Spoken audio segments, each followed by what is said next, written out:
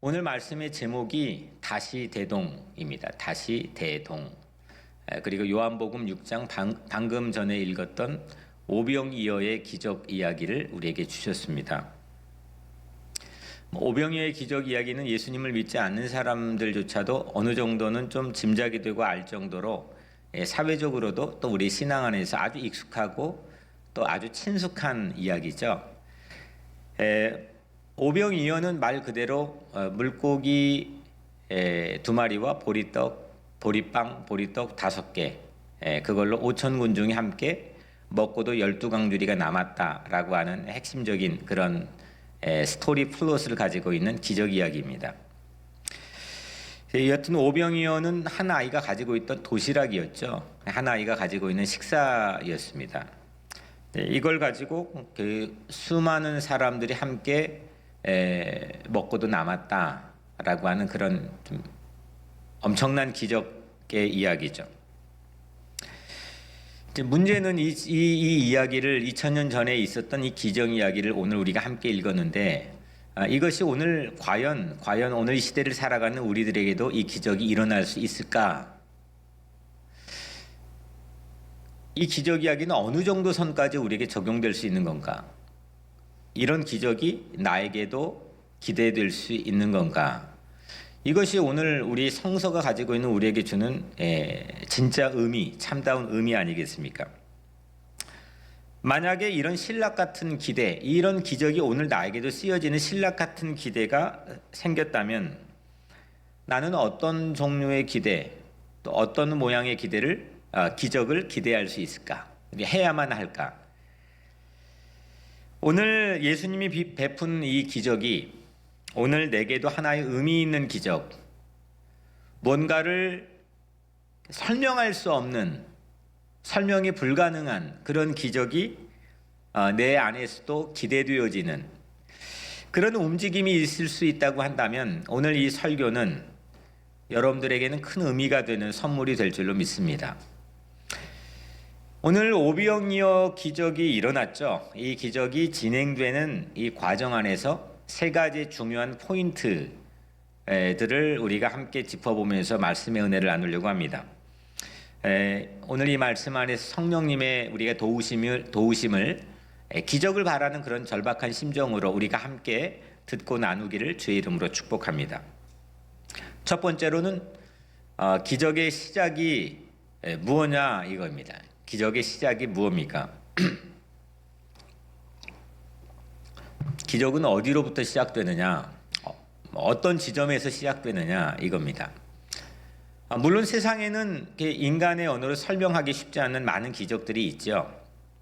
그 기적이 오늘 본문 안에서는 그 예수님께서 베푸시는 기적인데 이 기적이 어디에서 시작했느냐 이겁니다. 이 기적이 일어났던 주변의 환경은 이렇습니다. 갈릴리, 저 북쪽의 갈릴리 호수에 중앙에 있는 베세다라고 하는 한 마을에서 시작이 됩니다. 때는 유월절 명절이었습니다. 이 유월절 명절에는 전부 다 유대인들은 해외에 흩어졌던 교포 유대인들까지 전부 예루살렘으로 집결하는 그런 명절이죠. 이스라엘 백성에게는 1년 중에 가장 커다란 명절입니다. 예루살렘에 순례하는 게 신앙의 중요한 덕목이고 의무였죠. 그런데 이례적으로 저 남쪽에는 예루살렘에 안 가고 저 북쪽에 6월절임에도 불구하고 갈릴리 호수의 예수님의 주변에 종일 큰 무리가 있었다는 것, 이거 자체가 상당히 이례적입니다. 그것도 장정만 5,000명이니까 못 잡아도 10,000명에 가까운 인파가 예수님 주변에 종일 들판에서 갈릴리 호숫가가 바라보이는 그런 정경의 들판에서 모여서 하나님의 말씀을 들었습니다. 그날 장소를 작년 성지순례 때 우리가 성도들과 함께 가보기도 했지만 무리가 아주 정말 아름다운 들판입니다. 끝이 보이지 않는 나지막한 구름 같은 들판인데 거기에 사람들이 쭉 하고 모여 있었을 겁니다. 이 큰 무리는 해질녘까지도 그 자리를 떠나지 않았습니다. 그 시각 무렵에 예수님께서 아주 중요한 말씀을 하나 합니다. 5절이죠. 오늘 예수께서 눈을 들어 큰 무리가 자기에게로 오는 것을 보시고 빌립에게 이르시되 우리가 어디서 떡을 사서 이 사람들을 먹이겠느냐? 예수님이 이 말씀을 하셨습니다. 그러니까 질문을 하신 거죠. 우리가 어디서 떡을 사서 빵을 사서 이 사람들, 이 많은 무리들을 먹이겠느냐? 이 사람들의 입이 지금 뭐 이만저만한 숫자가 아니잖아요. 입만큼 저 사람들의 입의 숫자만큼 빵을 구해서 이 사람들이 입에 넣어줘야 되는데 어디서 그게 가능하겠느냐? 어떻게 가능하겠느냐? 이 질문을 합니다. 수요가 많은데 공급처가 지금 보이지 않습니다. 어디서 이걸 가져야 될지. 심각한 결핍입니다. 엄청난 부족이죠. 허기짐이 배고픔이 배부름보다 더 큰 소유가 될 수가 있습니다. 왜냐하면 그때에서야 우리는 기적을 베풀어 주시는 주님을 바라볼 수 있기 때문입니다. 그때서야 우리는 절박하게 내 힘, 내 능력, 내 지혜 모든 것 내려놓고 주님께 기도할 수 있기 때문입니다. 그때서야 내 삶에서도 기적이라는 것, 미라클이라고 하는 것을 믿고 그런 내 삶의 상식처럼 읽고 외우고 쓰고 믿어질 수 있기 때문입니다. 요즘은 모든 게 이게 데이터 입력하면 나옵니다. 구글에다가 그냥 키워드 입력하면 다 나옵니다. 사람들은 그 데이터를 가지고 예측하고 예견하고 살아갑니다. 그래서 일반 사람들, 우리 애들까지도 어느 정도의 데이터를 가지고 사회를 과학적으로 바라볼 수 있는 기회를 얻게 됩니다. 그런 시대에 우리가 기적이라는 것, 미라클이라고 하는 걸 기대할 수 있는 시대겠습니까? 그건 딴 나라 얘기가 되기 쉬운 그런 시대를 살고 있습니다. 사람들은 그리고 지금 코로나라고 해서 많은 결핍들, 마스크 부족하고 의료 장비 부족하고 건강 부족하고 경제 부족하고 일자리 부족하고 수없이 부족한 것들을 말하지만 정말 절대적 가난에 사람들이 부족했던 시대와 비교해 본다면 저 IT에 살고 있는 고아들과 비교해 본다면 우리는 너무 풍족한 사회의 시대 속에 살고 있는 겁니다. 뭐가 부족한 겁니까? 뭐가 결핍입니까? 뭘 못할 수 있겠습니까? 가장 큰 결핍은 내 마음속에서 주님 베풀어 주신 그런 미라클을 기대하지 못하는 데서 오는 겁니다. 사회적으로 이민자들이 어려운 시대에 살고 있습니다. 이민자들이 어떻게 새로운 길을 열 수 있느냐? 이 계산이 되진 않지만 하나님 베풀어 주신 기적을 믿는 것, 이것이 우리 사회를 밝게 새롭게 길을 열어가는 중요한 촉매 역할을 한다고 저는 믿습니다. 결핍이 주님을 바라보게 합니다. 그리고 여러분의 기적 이야기로 쓰여지게 합니다. 오늘 기적은 어디에 시작하느냐? 우리 각자의 삶의 결핍, 그 가장 큰 소유로부터 기적은 시작합니다. 두 번째, 결핍의 목적이 뭡니까? 기적의 목적이 뭡니까? 처음에 기적의 시작은 결핍으로부터 시작할 수 있다고 한다면, 두 번째, 기적의 목적이 뭐냐? 이게 세상 기적 말고 이 성경 안에 나와 있는 기적, 미라클의 목적이 뭐냐 이겁니다. 예수님께서 질문했죠. 우리가 어디서 이 빵을 사서 이 사람들로 먹게 할 수 있겠느냐라고 물어봤죠. 그때 이제 예수님이 12제자 중에 한 제자인 빌립이 대답하죠. 빌립이 대답하되 7절입니다. 각 사람으로 조금씩 받게 할지라도 200데나리온의 떡이 부족하리이다. 각 사람으로 조금씩 받게 할지라도 한 사람 한 사람씩 떡을 가장 최소치로 제공할지라도 200데나리온이면 당시 노동자 한 사람이 6개월 7개월 동안 받는 반년치 연봉입니다. 상당한 액수죠. 각 사람으로 조금씩 한 사람씩 최소치로, 최소 비용이죠. 이만큼만 있으면 그래도 가능할 텐데 지금 이거 어디서 날 수 있겠습니까? 이런 식이잖아요. 사람이요, 계산하고 뭔가 시작하면 기적 기대하지 않는다는 겁니다.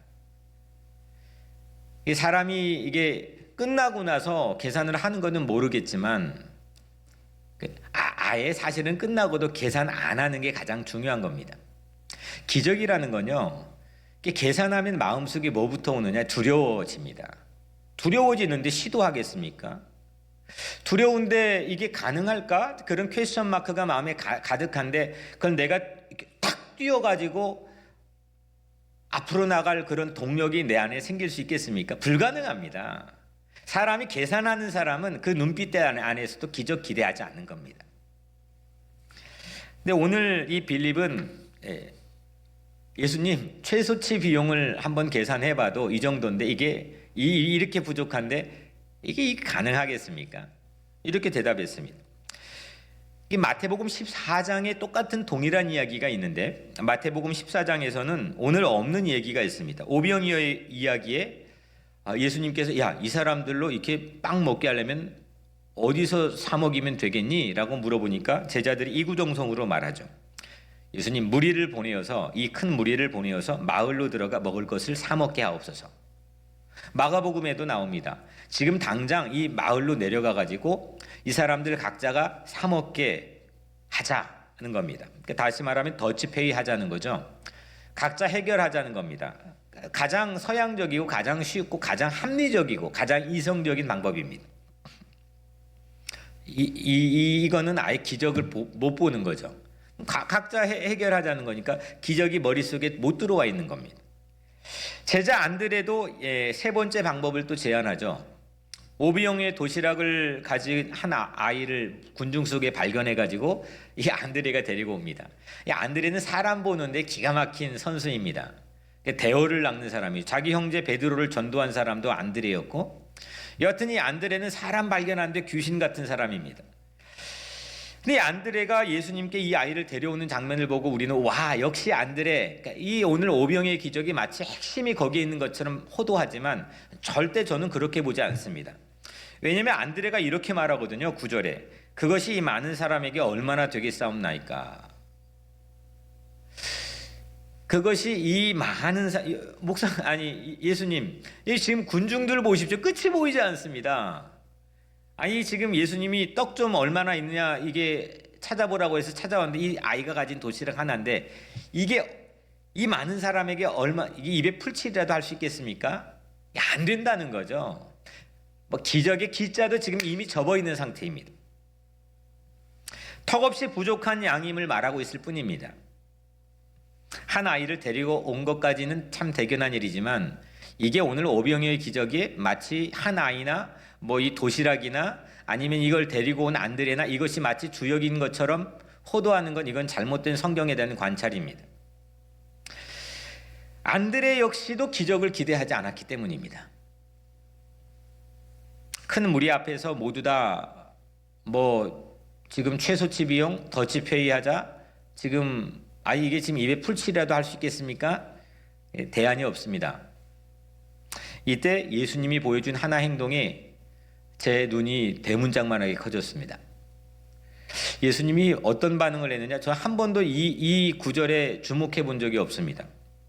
오늘 이렇게 제자들이 반응을 하니까 예수님께서 이런 말씀을 하십니다. 첫 번째로 반응을 10절입니다. 이 사람들로 앉게 하라. 이 사람들로 앉게 하라 했습니다.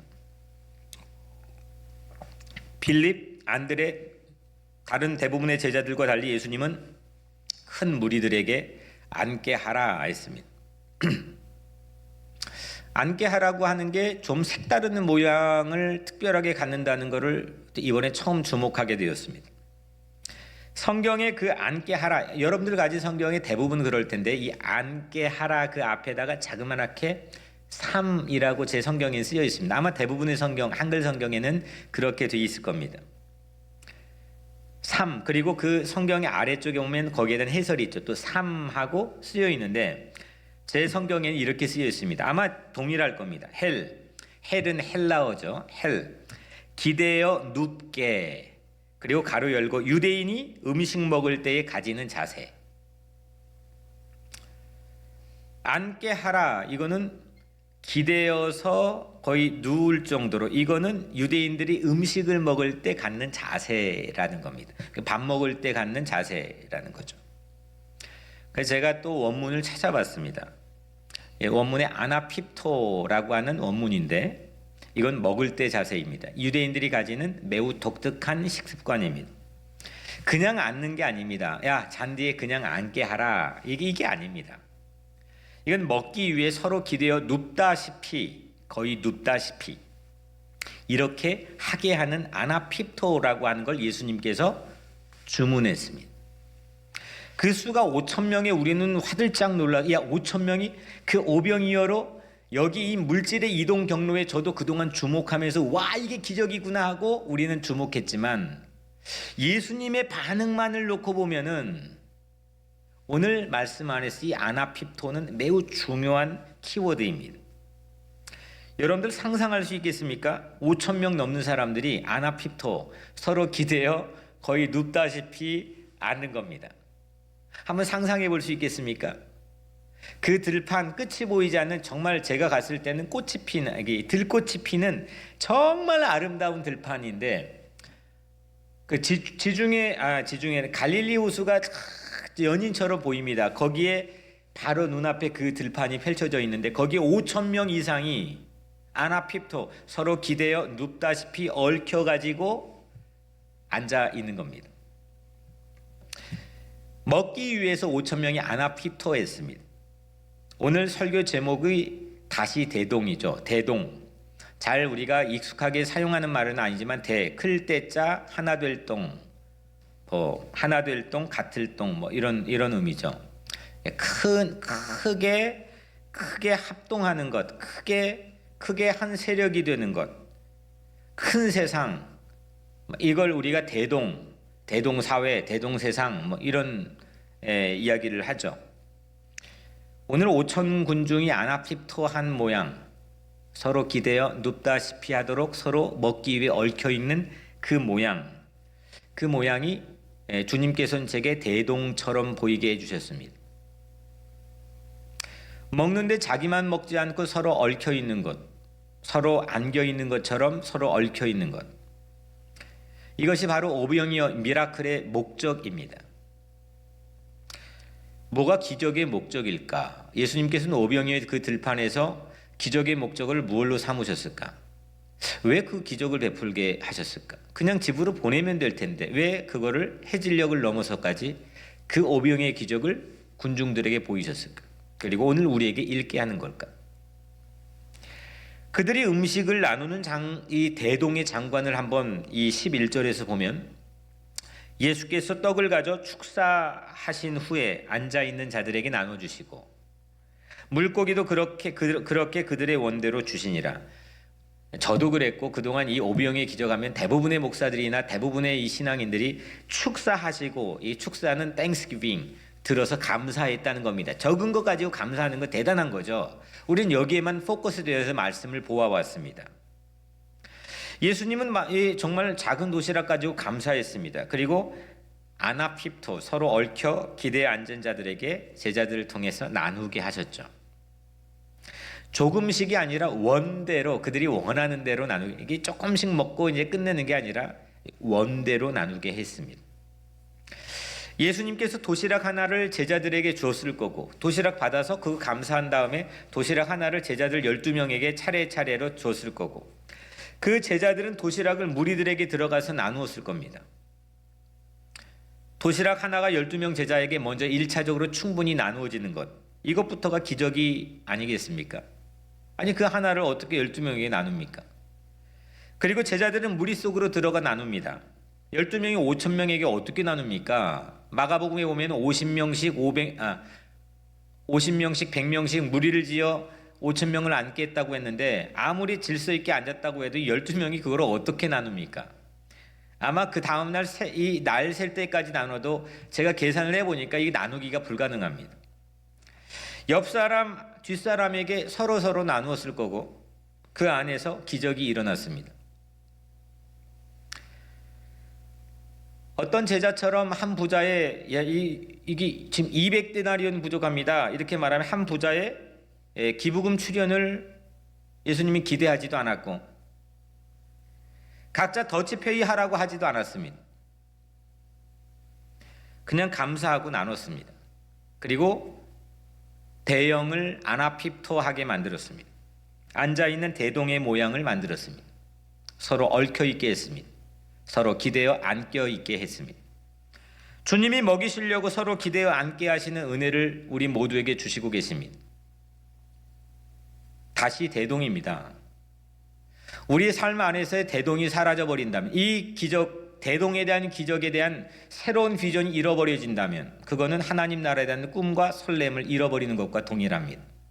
우리 목사 같은 목회자들, 또 이 교회 리더들, 그리고 우리 모든 이 말씀을 듣고 있는 성도들은, 예수 믿는 사람들은 대동 하나님 나라, 하나님이 우리의 결핍을 통해서 이루어 주시는, 서로 더불어 함께 살아가는 천국 하나님 나라에 대한 꿈과 설렘을 갖게 해야 됩니다. 이것이 기적의 목적입니다. 이거는 사라지지 않습니다. 오늘 마지막 세 번째, 이 기적, 첫 번째는 뭐입니까? 기적은 어떻게 시작합니까? 무엇로 시작합니까? 결핍. 주님이 보게 하시는 결핍. 두 번째, 기적 목적은 뭡니까? 기적의 파이널 스테이션은 뭡니까? 대동입니다. 하나님 나라죠. 마지막, 그러면 기적의 열매는 뭡니까? 기적을 통해서 우리가 얻게 되는, 누리게 되는 열매는 뭡니까? 오병이의 기적이 끝나갈 무렵이었습니다. 오늘 말씀의 마지막 부분이죠. 예수님이 의외의 행보를 보이십니다. 15절에 그러므로 예수께서 그들이 와서 자기를 억지로 붙들어 임금을 삼으려는 줄 아시고 다시 혼자 산으로 떠나가시니라. 대동, 이 하나님 나라의 꿈을 품고 숙명처럼 늘 다시 혼자의 삶에 우뚝 서서 십자가를 향해 걸어가는 예수님의 삶, 그것이 바로 기적의 열매입니다. 그 사명자의 길이 다시 혼자입니다. 그냥 우리가 세상에서 아주 시니컬하게 나는 고독한 다시 혼자, 인생은 혼자야 라는 그런 게 아닙니다. 그 사명자를 보냄받은 자의 길을 걸어가는, 그 목적에서 눈을 떼지 않고 자기 삶의 본분의 사명을 다하는 그 행복한 사명자의 길이 다시 혼자입니다. 누군가의 노력까지 독차지하고 독점하려고 하는 세상 아닙니까? 아니, 세상 보면 남이 노력한 것까지 자기가 다 한 것처럼 그걸 가로채고 독차지하고 독점하려고 하는 세상 아닙니까? 뭐 광주 민주화 운동이 그런 거 아니었습니까? 그런 세상에 악이 활개치고 판을 치는 그런 세상 속에 우리는 살고 있는 거 아니겠습니까? 그런데 예수님께서는, 우리 좋으신 예수님께서는 대동의 기적, 그 엄청난 오병이의 기적에서 어떤 영광도 취하지 않았습니다. 십자가의 죽음을 향해서만 걸었습니다. 이것이 기적의 열매였습니다. 기적은 기적 자체를 위해서 있지 않습니다. 세상은 기적이 기적 자체를 위해 있을지 모르겠지만 성경에서는 기적이 기적 자체를 위해 있지는 않습니다. 기적은 다시 대동 하나님 나라를 향한 이정표, 사인포스트일 뿐입니다. 이쪽 길로 가, 이쪽 길로 가, 그걸 알려주는 이정표일 뿐입니다. 예수님은 오병이어를 넘어서 스스로를 이렇게 표현하시죠. 같은 장 요한복음 6장에 나는 생명의 떡이니라 이렇게 했습니다. 나는 생명의 떡이니 내게 오는 자는 결코 줄이지 아니할 터이요 나를 믿는 자는 영원히 목마르지 아니하리라. 예수님은 생명의 떡, 생명의 빵이십니다. 예수님은 영원히 줄이지 않고 목마르지 않는 하나님 나라를 위해서 다시 혼자가 되어주십니다. 나를 대신해 그 십자가에 올라가 나의 모든 삶의 고독과 문제와 외로움과 모든 죄악을 뒤집어 쓰시고 예수님께서는 다시 혼자 우리를 위해 대속의 죽음을, 희생을, 사랑을 베풀어 주십니다.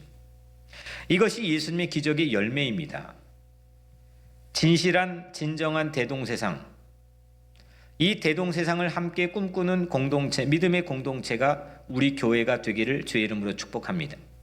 특별히 우리 교회만, 내 교회만, 내 가정만 이 좁은 예수 믿지 않는 사람들로 가질 수 있는 시야에 갇혀 있지 않고 내 교회를 넘어서서, 내가 살고 있는 민족을 넘어서서, 또 내 가정을 넘어서서, 내 개인의 이 자아를 넘어서서 모든 욕망을 꺾고 함께 얽혀 기대어 함께 먹을 준비가 돼 있는 이 대동의 세상을, 참다운 대동의 세상을 가슴에 품고 사명자를 보냄받은 자의 사명을 다할 수 있는 그런 여러분들 모두가 되기를 주님 이름으로 축복합니다. 사랑하는 여러분, 오병이의 기적을 살펴봤습니다. 오병이의 기적이, 이 기적이 나의 기적, 우리의 기적이 되게 합시다. 기적의 시작은 결핍이었습니다. 주님은 그 결핍을 보게 하시고 그 결핍을 통해 주님을 바라보게 하십니다. 그래서 기적이 시작되게 하십니다.